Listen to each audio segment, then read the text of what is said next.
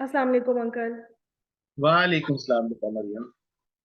Uncle آج ہمارا سوال یہ ہے کہ ہم پڑھتے ہیں کہ اللہ ہم کو کہتے ہیں کہ میرا ذکر کرو، تو ہوں، ہم لوگوں کا جو عام طور پر ذکر سے متعلق جو ہمارا ایک کانسیپٹ ہے وہ یہی ہے کہ ہم یا تو بیٹھ کے اس کی باتیں کر رہے ہوں، یا پھر بیٹھ کے ہم اس کا ملٹیپل ٹائمز اس کا ہم ذکر، مطلب ہم اس کو اس کا نام لینا شروع کر دیں، 22 دفعہ، 23 دفعہ، 24 دفعہ، 100 دفعہ۔ تو آخر ذکر ہے کیا، اور ہمیں کس چیز کا ذکر کرنا ہے؟ مطلب اگر ہم نے اللہ کا ذکر کرنا ہے تو اس میں کیا چیز ہوگی جس کا ہم ذکر کریں؟ اچھا سوال ہے۔ آپ کے اس سوال کے اندر ایک اور سوال چھپا ہوا ہے۔ آپ نے مجھ سے پوچھا کہ اللہ کا ذکر کیا ہے، تو پھر میں ایک سوال اور اٹھاتا ہوں مریم آپ کے لیے کہ پھر یہ تسبیح کیا ہے؟ اللہ کی تسبیح کیا ہے؟ ہاں جی۔ کہ ہم جو کرتے ہیں نا، تسبیح پڑھتے ہیں مالا لے کے، تو اب ذکر اور تسبیح دو لفظ ہیں، تو ہم پہلے ذکر کو کھول لیتے ہیں اور پھر اس کے بعد ہم تسبیح کو کھول لیں گے، تو ہمیں صحیح پتہ چل جائے گا کہ ذکر کیا ہے اور تسبیح۔ چلیں آئے ذکر کی۔ اب ذکر کا جو لفظ ہے ذکرہ، اچھا، ہماری اردو زبان میں اس کو دوسرے انداز سے لیا گیا، جیسے محفل میں بیٹھ کے آپ نے میرا ذکر کر دیا، یا بھائی آپ کا ذکر اکثر ہوتا رہتا ہے، ہوں۔ یہ تو اردو کا ذکر ہے۔ لیکن عربی کا ذکر کیا ہے، میں آپ کو بتاؤں۔ عربی کا ذکر جو ہے وہ ذکرہ سے بنتا ہے، زال کافرہ، اور اس کے معنی ہوتے ہیں یاد رکھنا، نہ کہ یاد کرنا۔ اچھا۔ کرنا نہیں ہے، یاد رکھنا۔ میں آپ کو ایک مثال دیتا ہوں۔ میں آپ سے پوچھتا ہوں مریم، آپ پرسوں جمعہ ہے، آپ جمعہ بازار جائیں گی؟ آپ کہتے ہیں ہاں انکل میں جاؤں گی۔ میں آپ سے کہتا ہوں مریم، جب آپ جمعہ بازار جائیں نا تو مجھے ضرور یاد رکھیے گا۔ آپ کہتی ہیں ٹھیک۔ جمعے کا دن گزر جاتا ہے، شام کو میں آپ کو فون کرتا ہوں اور میں آپ کو پوچھتا ہوں مریم آپ جمعہ بازار گئی تھی؟ آپ کہتی ہیں ہاں گئی تھی انکل۔ میں آپ سے پوچھتا ہوں آپ نے مجھے نہیں یاد رکھا؟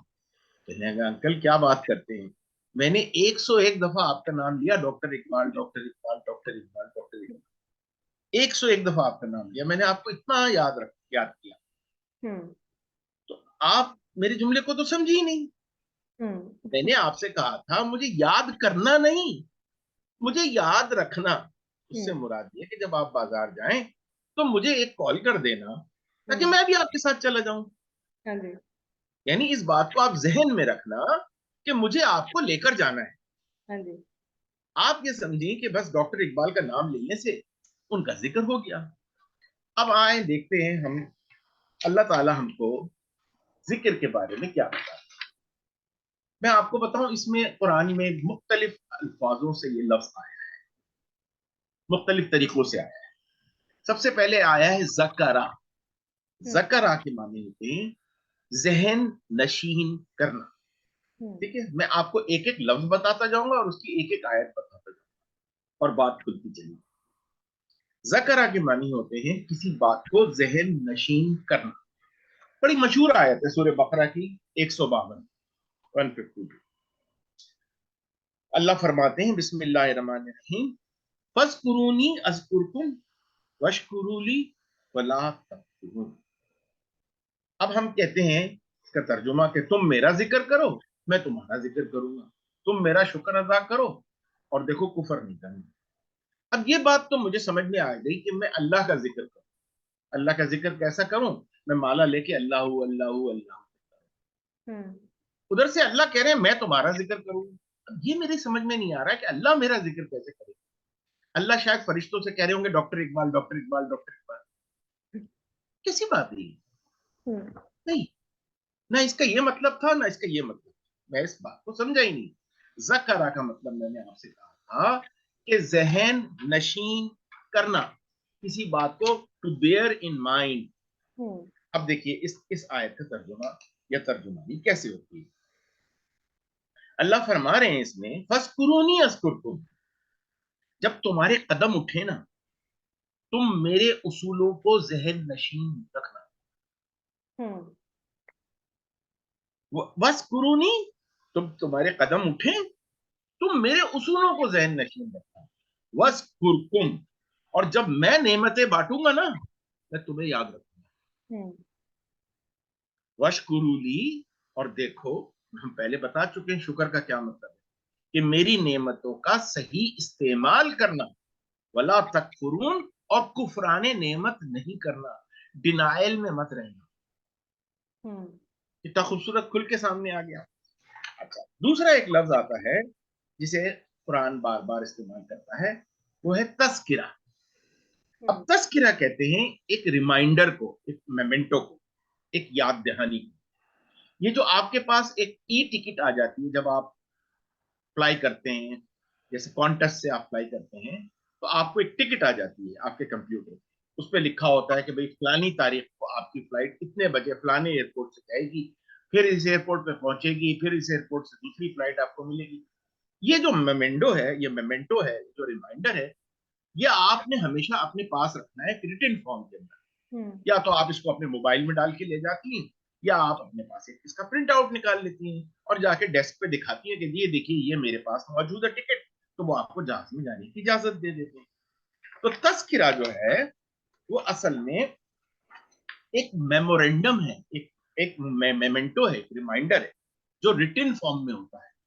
ٹھیک ہے، اب ہم ایک اس کی آیت دیکھتے ہیں.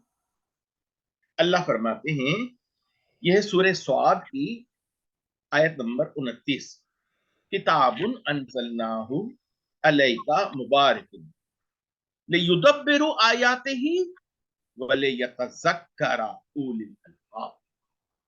اب اس کا ترجمانی کچھ اس طرح سے ہوگی کہ ہم نے تمہاری جانب ایک کتاب بھیجی ہے جو تمہاری ویل وشر ہے، تمہاری خیر خواہی چاہتی ہے، تاکہ تم اس کے طرز عمل پر غور کرو کہ وہ ایک یاد دہانی ہے، اور جو ایسا کرتے ہیں وہ واقعی دانشمند ہے.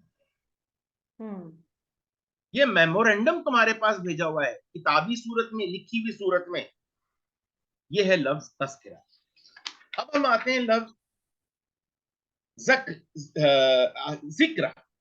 لفظ ذکر زال کے نیچے جب زیر ہوتی ہے تو اس کا مطلب یہ ہوتا ہے کہ وہ چیز جو ذہن میں رکھی جائے اور جو دوہرائی جائے، جسے ہم ریکلیکشن یا ریمیمبرنس کہیں. ٹھیک ہے، اب ہم ایک آیت اس کی دیکھیں. یہ ہے سورہ انبیاء کی آیت نمبر 10، لقد انزلنا علیکم کتابا فیہ ذکرکم افلا تعقلون. اب اس کا ترجمہ عموماً آپ پتہ کیا دیکھیں گی مریم، کہ ایک کتاب ہم نے بھیجی ہے اس میں تمہارا ذکر ہے. میرا ذکر ہے؟ کہتے ہیں جی انسانوں کا ذکر ہے. نہیں، یہ پھر آپ اردو والا ذکر لے آئے. اس کا صحیح ترجمہ یہ ہے کہ یقیناً ہم نے تمہاری جانب ایک کتاب بھیجی، یہ تمہارے لیے ریکلیکشن ہے، اسے دیکھ کر تمہیں کچھ یاد آئے گا. افلا تعقلون، تو پھر تم عقل سے کیوں نہیں کام لے؟ بات سمجھ میں آئی کہ کس طریقے سے ہمیں ایک ریکلیکشن دیتی ہے. ایک اور آیت دیکھیں، یہ ہے سورہ عنکبوت کی آیت نمبر 45، اتل ما اوحی الیک من الکتاب وقیم الصلاۃ ان الصلاۃ تنہی عن الفحشاء والمنکر ولذکر اللہ اکبر واللہ یعلم ما تصنعون. بڑی مشہور آیت اور سب کوئی اس کو صلاۃ کے زمرے میں پیش کرتے ہیں. میں آپ کو اس کی ترجمانی بتاتا ہوں، جو میں ان الفاظوں کو سمجھتا ہوں وہ میں آپ کو اس میں ترجمہ کر کے دکھاتا ہوں. اللہ فرما رہے ہیں ہم سے کہ غور سے مطالعہ کرو جو وحی کی صورت میں تمہیں دیا گیا ہے، اور ایک کتاب کی صورت میں اب وہ آ چکا ہے، اور دو طرفہ تعلقات کو بحال کرو. یہ دو طرفہ تعلقات تمہیں روک دیں گے پستی کردار سے اور ناپسندیدہ افعال سے. اور اللہ کا اس طرح ذہن میں رکھنا بہت اہمیت رکھتا ہے. وَلَذِكْرُ اللَّهُ اکبر، اللہ کو اس طرح ذہن میں رکھنا اکبر ہے، بہت اہم ہے. وَاللَّهُ يَعْلَمُ مَا تَصْنَعُونَ، اور اللہ تو بخوبی واقف ہے اس چیز سے جو تم ترتیب دے رہے ہو. ہوں، اب سمجھ میں آ رہی ہے بات جی کہ جی. ایک ریمیمبرنس ہے, ایک ریکلیکشن ہے, کچھ چیزوں کا مجموعہ ہے, لکھی ہوئی چیزوں کا مجموعہ ہے, اسے پڑھنے کے بعد مجھے کوئی چیز ذہن میں یاد آئی. ہوں، ٹھیک ہے. اب آخر میں ایک دو آیتیں ہم دیکھ لیتے ہیں لفظ مدکر کی. اب یہ بڑا ایک عام سا جملہ ہم سنتے ہیں اپنے مدرسوں میں, اپنے درسوں کے اندر, اپنے قرآن میں, لوگوں کے منہ سے, اور وہ ہے سورہ قمر کی ایک آیت, آیت نمبر 17. یہ آیت 4 دفعہ آئی ہے. ہوں، 17 میں آئی ہے, پھر 22 میں آئی ہے, پھر 40 میں آئی ہے. وَلَقَدْ يَسَّرْنَا الْقُرْآنَ لِلذِّكْرِ فَهَلْ مِن مُدَّكِرٍ. اب یہ مدکر ایکچولی ذکر سے ہی بنا ہے. اب اس کا عموماً ترجمہ یہ کر دیا جاتا ہے کہ ہم نے قرآن کو آسان کر دیا تو کون ہے جو اس سے نصیحت حاصل کرتا ہے. ارے نصیحت تو لفظ ہی نہیں لکھا, اور نصیحہ نصحہ یہ تو خود عربی کا لفظ ہے. اللہ یہ تو نہیں کر رہے ہیں, وہ کہہ رہے ہیں کہ وَلَقَدْ يَسَّرْنَا الْقُرْآنَ لِلذِّكْرِ فَهَلْ مِن منحسین نہیں کہہ رہے ہیں کہ کون ہے جو اس سے نصیحت حاصل کرے. نصیحت تو خود نصحہ عربی کا لفظ ہے, یہاں پر لفظ ہے مدکر. اب دیکھیے اس کا صحیح ترجمہ کیا ہے. اس کتاب کو ہم نے ایسا ڈیزائن کیا ہے, اس قرآن کو ہم نے ایسا ڈیزائن کیا ہے کہ اس سے چیزوں کو آسانی سے یاد رکھا جا سکتا ہے. لذکر فہل من مدکر, تو کون ہے جو اس کو ریکلیکٹ کرتا ہے, جو اس سے استفادہ کرتا ہے.